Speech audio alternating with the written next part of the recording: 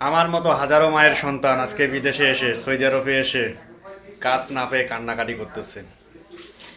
আমার মতো হাজারো পরিবার আজকে সৌদি আরবে এসে দালাল নিয়ে এসে কাজ দিতে না পারিয়ে পরিবারগুলোকে ধ্বংস করে দিয়েছে। আমারও মতো হাজারো প্রবাসীর চোখের পানি অঝরেই ঝরেছে। আমার মতো হাজারো মা বাবার আর্তনাদ চিৎকার হাজারো প্রবাসীর বাবা মার চোখে ঝরেছে। এসব মাত্র কে? একমাত্র দালালের কারণে।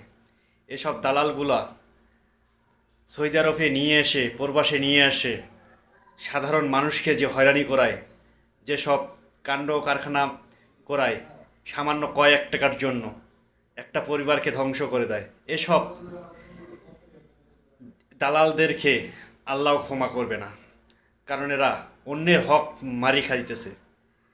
সেরকম একজন স্টারলাইন বাংলাদেশের বিশিষ্ট ব্যবসায়ী, স্টারলাইন যেটা হচ্ছে নিউ পল্টনে তার অফিস, তারা এরকম হাজারো প্রবাসীর জীবন, হাজারো ফ্যামিলি, হাজারো পরিবার, হাজারো মা বাবার চোখের পানি এরা ফেলতেছে, এরা ধ্বংস করে দিতেছে সব কিছু।